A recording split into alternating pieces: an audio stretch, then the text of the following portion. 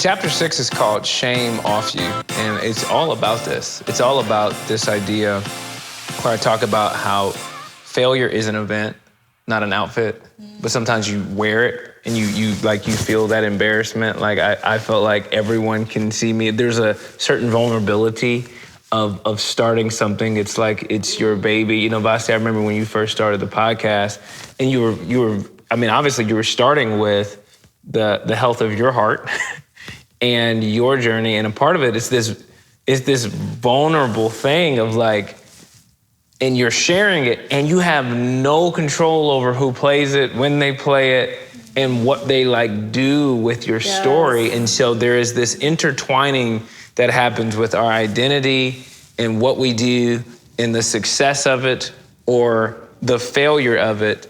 And so, Vasi, how have you managed those emotions? So I put it off for a year.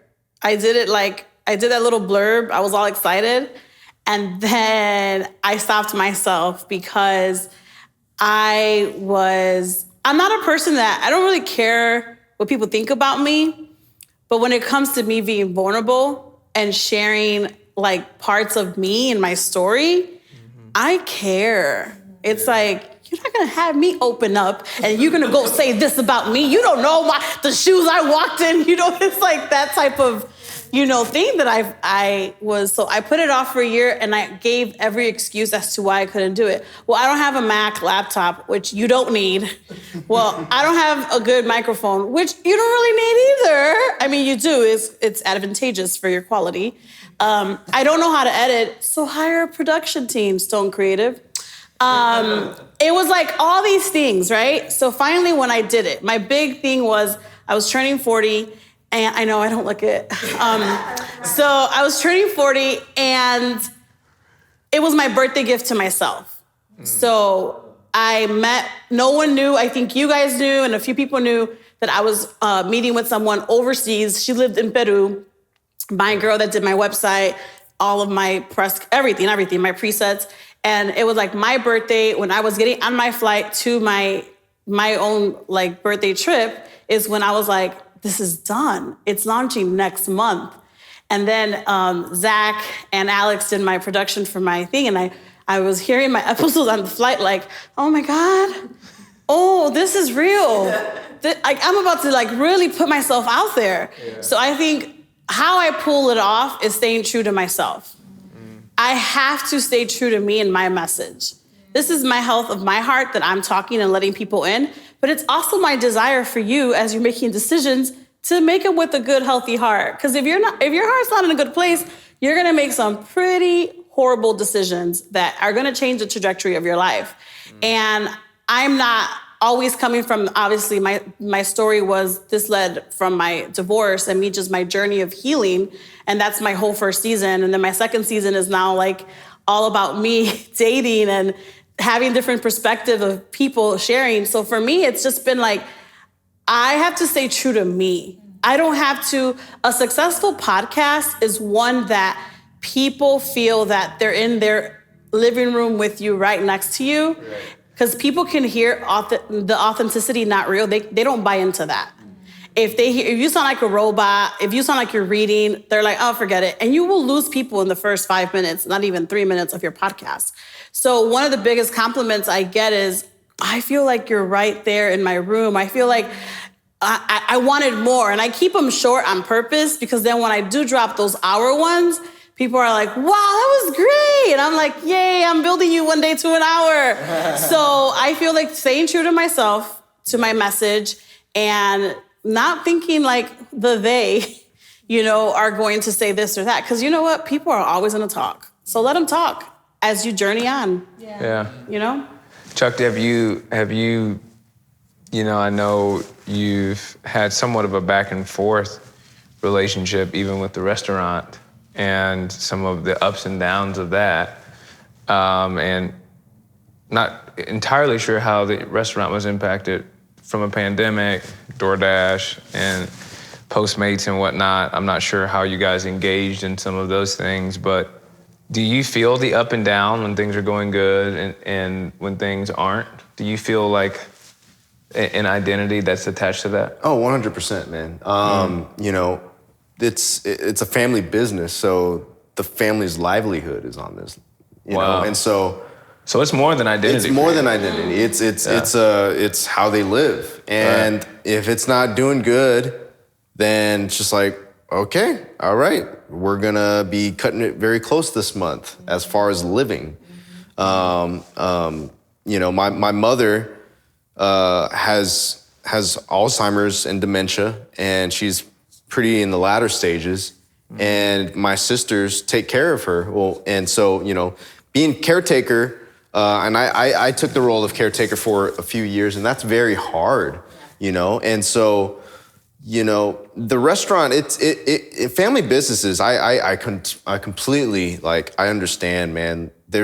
Because when we're talking about identity, you know, the repeated being, this was set, you know, family business, this is what we do, this is what the family does, every day. I was washing dishes, listening to Mariah Carey, you know, like with my Discman in my Jinko jeans when I was like, you know, like 13 years old. And so like, it's like this repeated being, you know, and when we're coming to this place to where it was like, okay, this was the being that my family had set for me, but is this the being that I want to create for myself? And, you know, a lot of that breaking I had mentioned before was after I graduated from high school, I was like, I can go to college, and I went to college, but I was just like, I don't know what's the point, because I'm just gonna end up at the restaurant now.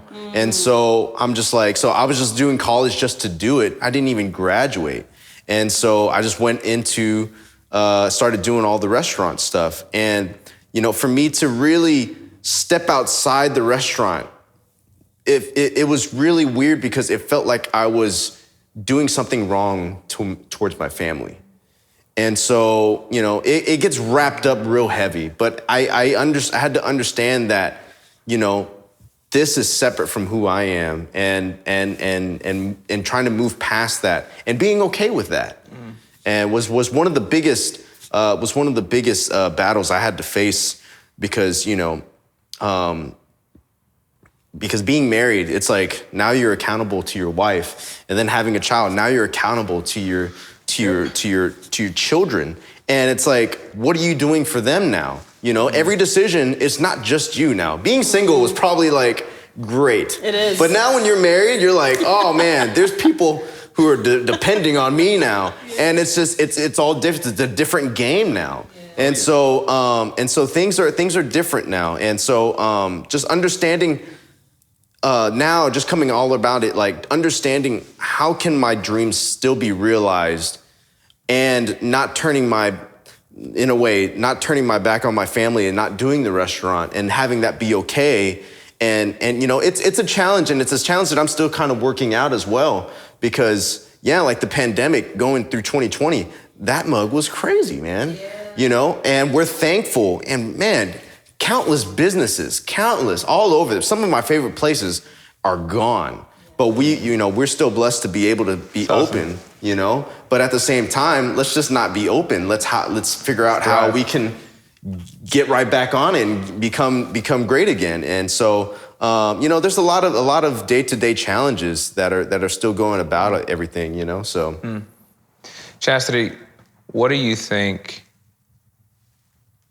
for our viewers, our listeners, what are some emotionally healthy boundaries a person should have with failure?